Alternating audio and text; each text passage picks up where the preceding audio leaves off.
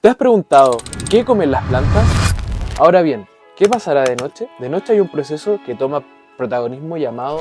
¿Te has preguntado, por ejemplo, cuándo es el momento en que las plantas crecen más? Acá te voy a hablar de los tres principales macronutrientes que existen para las plantas. Estos serían, vamos a dibujar acá una flor, esta sería la flor, y esta sería la zona donde más necesitan las plantas energía. Te preguntarás por qué. Y ahora viene la respuesta a esta pregunta de ¿qué comen las plantas? Las plantas en realidad lo que comen es glucosa. ¿Te has preguntado qué comen las plantas?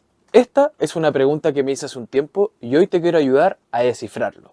Vamos a ver en este capítulo qué comen las plantas, cómo son los fertilizantes que ayudan a que las plantas puedan comer más y también cómo podemos sacar mejor provecho a la luz que reciban nuestras plantas. Todo esto en este capítulo, así que no te lo pierdas, que vamos a comenzar ahora. Las plantas son organismos autótrofos. Esto quiere decir que son capaces de producir su propio alimento. Y ahora viene la respuesta a esta pregunta de ¿qué comen las plantas? Las plantas en realidad lo que comen es glucosa, que es un tipo de azúcar que producen gracias a un proceso llamado fotosíntesis. Y este no es el único proceso que está directamente relacionado con la producción del propio alimento de las plantas. También hay un proceso llamado el ciclo de Calvin. Hoy vamos a revisar ambos procesos de forma rápida para poder entender qué comen las plantas y cómo podemos ayudarle a que puedan producir más y mejor alimento para que crezcan sanas y fuertes. Las plantas son organismos autótrofos. Esto quiere decir que tienen la capacidad para producir su propio alimento. Acá te voy a dibujar una plantita con un sol que nos va a ayudar a graficar cómo las plantas pueden absorber la luz que produce el sol o bien que puede tener la luz artificial que usemos y de esta manera convertirla en azúcar. El sol, en este caso, lo que hace es irradiar fotones y estos fotones lo que hacen es penetrar las hojas gracias a la clorofila que las absorbe y de esta manera pueden crear la glucosa o el azúcar. Este proceso es el que llamamos fotosíntesis y es aquel que solo se da mientras haya luz, en el caso de las plantas que están en el exterior, gracias a el día. Ahora bien, ¿qué pasará de noche? De noche hay un proceso que toma protagonismo llamado el ciclo de Calvin. Y este proceso es, si bien un proceso que no depende directamente de la luz, eso quiere decir que se da también de día, principalmente se da de noche y tiene que ver con la fabricación o producción de azúcar. Y de esta manera las plantas pueden tener energía para el día siguiente. Ahora bien, ¿te has preguntado, por ejemplo, cuándo es el momento en que las plantas crecen más? Por lo general esto se da de noche y tiene que ver justamente con que las plantas de día están capacitadas principalmente para absorber la mayor cantidad de energía posible y así de noche producir azúcar y crecer. Así que acá queda resuelta una de las grandes dudas que de repente nos da, que es ¿en qué momento crecen más las plantas? Así que ya sabes que las plantas crecen más de noche. Ya te expliqué qué es lo que pasa en la superficie de las hojas o bien en la parte superior de las plantas. Pero ¿qué pasa en el proceso cuando estamos hablando de las raíces? Las plantas tienen una relación muy especial con los microorganismos del suelo. Y esto tiene que ver principalmente porque sin plantas los microorganismos no podrían desarrollarse. Y ahora te explico por qué. En este caso, las raíces de las plantas lo que hacen es exudar diferentes tipos de azúcares para alimentar y reclutar microorganismos que son benéficos para ellas. Has escuchado, por ejemplo, que las micorrizas ayudan a que las plantas puedan absorber fósforo y nitrógeno, ¿cierto? Ahora bien, ¿qué le entregan a cambio las plantas a las micorrizas? En este caso, lo que hacen es entregarle azúcar como moneda de cambio. Así también con las bacterias y los diferentes microorganismos que puedan vivir en la rizósfera. Es por eso que las plantas son muy importantes para mantener una microbiología o la vida del suelo de forma óptima y que crezca absolutamente sana. Ya te expliqué qué es lo que pasa en la parte subterránea de las plantas o en la rizósfera. Ahora quiero invitarte a ver cómo las plantas movilizan el azúcar y la clorofila para poder enviar energía a las partes donde más las necesitan. Por ejemplo, en el caso de las flores. En este caso, lo que vamos a hablar es de los tejidos vasculares de las plantas, tanto como el xilema y el floema que hemos visto en capítulos anteriores.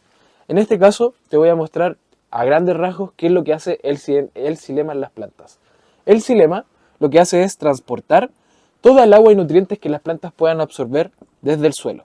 Esto hace que las plantas puedan tener la energía necesaria para poder absorber los fotones de luz que reciban. Y aquí es donde entran los macro y micronutrientes, que es básicamente los que nosotros aportamos cuando fertilizamos o bioestimulamos nuestras plantas.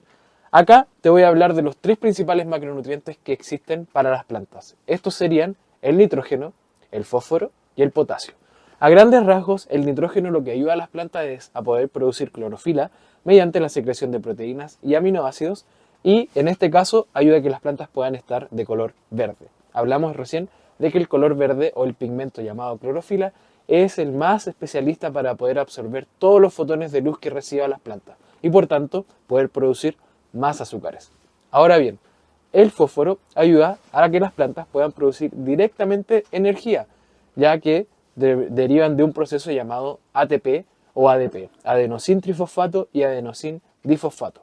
Conceptos que no vamos a revisar en este capítulo en específico, pero quiero dejarte en claro que estos son dos procesos muy importantes para la producción de azúcar que dependen del fósforo. Por tanto, si tenemos un suelo carente de fósforo, es muy poco probable que nuestras plantas crezcan con el vigor que necesitan.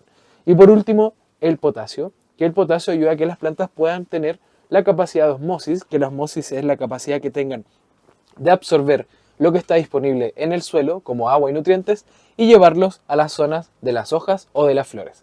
¿Ya? Ahora, estos tres elementos son solo tres de muchos más que podemos hablar en diferentes capítulos, pero te quiero nombrar simplemente estos tres para que te des cuenta que los fertilizantes son una ayuda para la producción de azúcar en las plantas y que no necesariamente son el alimento que tus plantas necesitan para crecer.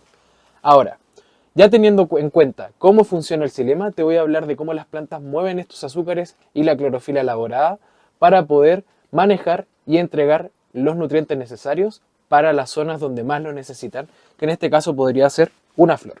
¿Ya? Vamos a dibujar acá una flor. Esta sería la flor. Y esta sería la zona donde más necesitan las plantas energía. Te preguntarás por qué.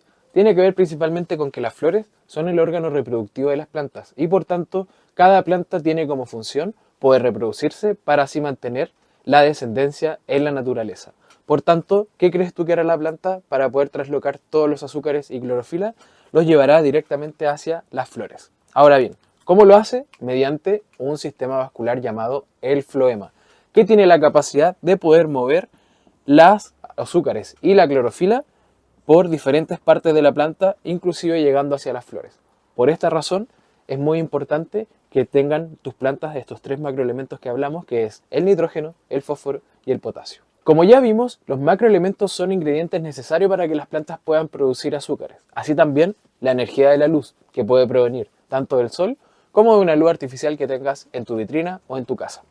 Ahora, como vimos anteriormente, el alimento que las plantas necesitan para vivir o como fuente de energía es el azúcar y no necesariamente son los fertilizantes, enmiendas o bioestimulantes que nosotros tengamos.